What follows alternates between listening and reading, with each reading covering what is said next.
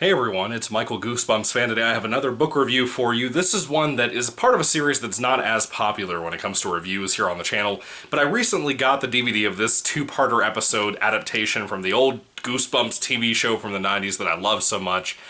And this is an episode slash a book slash an adaptation of a book from the old classic series that has grown on me more and more. The more I've seen it, the more I've talked about it, the more I've discussed it with other people online who love Goosebumps as well. And I really love this. I think this book is not perfect, it's not amazing, but it's pretty good for an adaptation of a TV episode of a book. Mind you, the episode itself is an adaptation of a TV book, or an old book. I'm so confused and so hard to explain all these things. Anyway, this is Goosebumps Presents TV book number 12, Attack of the Mutant. Yes, this is the basis, well, this is based on the TV episode, which is an adaptation of the old classic series book. The TV two-parter thing, episodes, is about 40 minutes long, because it's an adaptation of the old book. So a lot of stuff's missing. Most of it's there, but a lot of it's missing still. And this is an adaptation of that to another book. It's not just Attack of the Mutant with a new cover. It's not what these are. It comes with 8 pages of color photos, which are pretty cool. This is very thin, about 60 pages long, so about half the size of your typical Goosebumps book, which typically I would say runs about 120 to 130 pages long. The font on the inside of the book is very big. This might not look it, but if I compared it with another Goosebumps book, especially the old classic series, this is a lot bigger font compared to those. I really like Attack of the Mutant, as I said. The more I read, well, I haven't read the book except for the one time, but the more I've seen the TV episodes, as of recently, too, the more I love it. It just grows on you more and more. I understand more and more why Zach Baby TV here on YouTube considers this his favorite, not this particular book, but this story, which is kind of the same thing as this, his entire favorite Goosebumps story ever. It's not a scary book. This is not a scary book, neither is the original classic series book. It's not a scary story by any means, it's just a really big love letter to superhero comics. And if you're a big fan of comics, I'd recommend the Attack of the Mutant book, I'd recommend the TV two-parter episodes thing, I'd recommend this to you. Apparently this is getting harder and harder to get your hands on now, just because the TV books in general are becoming almost extinct. You know, especially Attack of the Jack-o'-lanterns. Attack of the Jack-o'-lanterns and the very last book, I think it's book number 18, Revenge of the Lawn Gnomes, is becoming impossible to find. Like, you can't get it unless you can find a really good, kind of just random, like, thrift store buy of it, or a Goodwill buy that somebody didn't already take it. But regardless, I like the book. I think this is a cool little adaptation of the TV episode.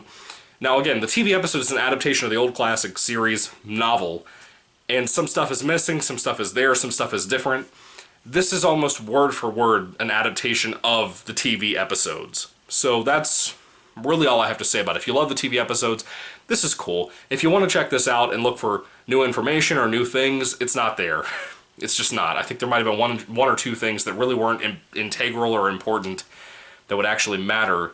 So if you're collecting Attack of the Mutant TV book, or the TV books in general, then this will be worth picking up for that. Otherwise, I don't really think you should go out of your way for this.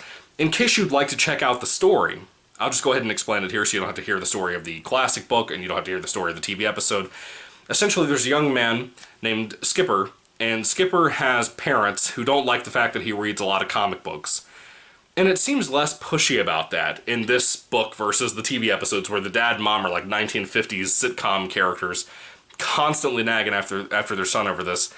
But the son, Skipper, who loves a particular superhero, or he's a villain, supervillain, named the Masked Mutant, he finds out that one day when he gets off of a school bus, or not a school bus, but just a city bus, to go check out his orthodontist appointment, he happens to see the lair from the recent comic issue of the Masked Mutant out there near the docks, right?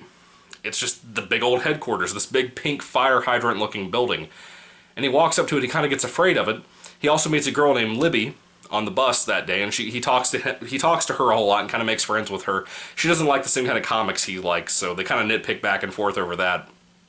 But they slowly start to become friends, and Skipper, like I said, struggles with his parents over the whole thing with being a fan of comic books, and particularly just the Masked Mutant, because they get tired of him reading stuff that's going to supposedly rot his brain.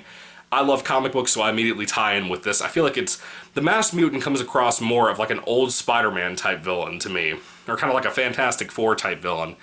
And I like the way they wrote him, whether it be in the original book, whether it be in the TV episode, whether it be here in this TV book. I like the Masked Mutant in general. pretty cool character in my opinion. He's just fun and wild and zany and crazy. He can basically shapeshift into anything. And since Skipper has seen the headquarters out there by the docks, or just in general in the city, he suspects that now the masked mutant might be roaming around his entire town. It might be a real thing versus a fictional character in a comic book. So it starts to mess with Skipper's sanity, right?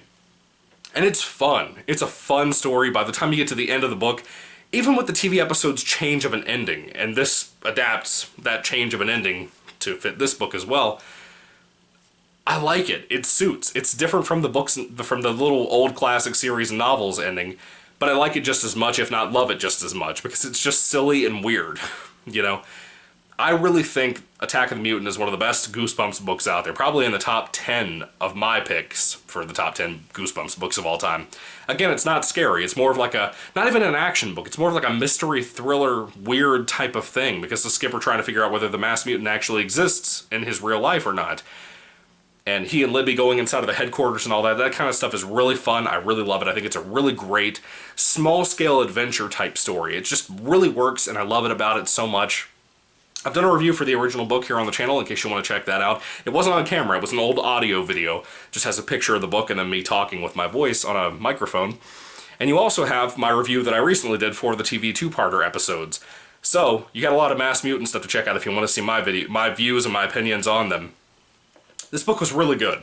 I love the TV episode more because it's the TV episode.